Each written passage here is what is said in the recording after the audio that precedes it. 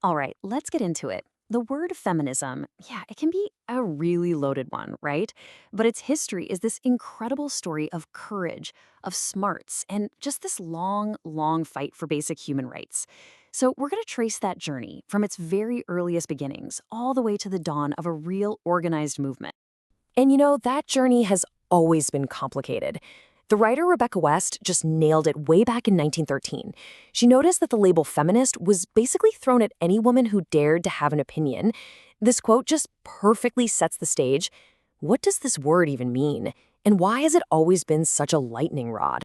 I mean, if you strip it all away, the dictionary definition is super simple. But, as we're about to see, the actual fight to figure out what rights women should even have and how in the world to win them, that's been anything but simple.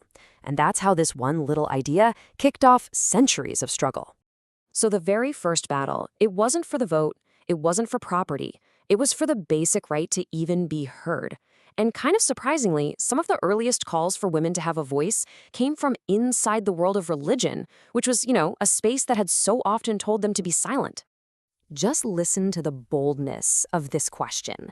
You've got Julian of Norwich, way back in the 1400s, and she's using the logic of faith itself to challenge the idea that her gender should stop her from talking about God. I mean, that was a truly radical thing to do, basically using their own rules against them. And this slide just lays out the conflict perfectly. On one side, you have this powerful, centuries-old doctrine from St. Paul, a direct order for women to be silent.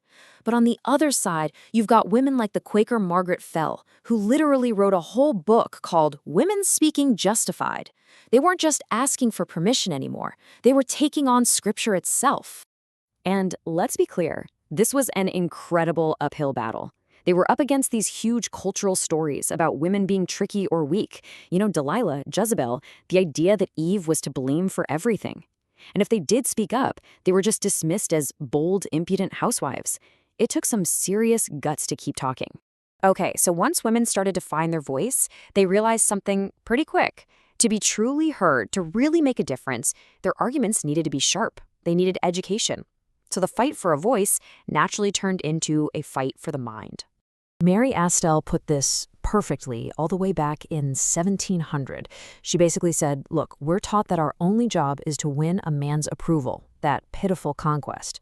Her big idea, which was revolutionary, was that women's minds were made for nobler things. Your self-worth should come from your own intellect, not from what some guy thinks of you. And this brings us to a real game changer, Mary Wollstonecraft. She took those earlier ideas and turned them into a powerful, logical argument. She insisted that the so-called weakness that society saw in women wasn't natural at all. It was something they created by deliberately keeping women uneducated. Her metaphor of the guilt cage is just brilliant. Let's walk through it. First, from the moment they're born, girls are taught that their looks are their only real asset. So naturally, their minds start to focus on that, on the body. And pretty soon, the mind is just stuck, pacing around inside this pretty, golden cage, and it even learns to love its own prison. The result? It's devastating. Women are basically kept in a state of childhood, never really allowed to grow up. And here's her killer move. This was the age of revolution. Everyone was talking about the rights of men. So Wollstonecraft just laid down this perfect logical challenge. She basically said, hey, if the rights of men are based on reason, why wouldn't the rights of women hold up to the exact same test? It was a total mic drop. But think about it. Having an educated voice doesn't mean much if, in the eyes of the law, you don't even exist. And that's the next chapter in this story. The fight for the mind led straight to the fight for a legal identity. A fight against a system that treated married women like they were property. Just let that sink in for a second. No legal existence. It's a shocking idea to us now, but that was the cold, hard reality for millions of women. When a woman got married, her identity was literally wiped out and just absorbed into her husband's. So what did that actually mean? Well, it meant that anything a woman owned, anything she earned, even her own children, legally belonged to her husband. If someone wronged her, she couldn't sue them. She couldn't defend herself in court. She was, for all intents and purposes, invisible. A lot of the time, it takes a personal story to make people see a huge injustice. And for this issue, that story belonged to Caroline Norton. After she left her abusive husband, he used the law to take everything from her. He blocked her from seeing her kids, and he seized all the money she made as a writer. Her very public, very painful fight turned her private tragedy into a national scandal. It forced people to see just how cruel these laws were. Now, because of brave people like Caroline Norton, things did start to change. But oh my gosh, was it slow. You can see here, it took decades of fighting for these basic reforms.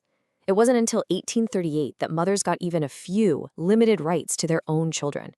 Every single step on this timeline was a hard-fought victory. So we've seen these individual women fighting these separate battles for a voice, for an education, for a legal identity. The next huge step was when all those individual struggles started to come together and become a real collective force for change, a movement.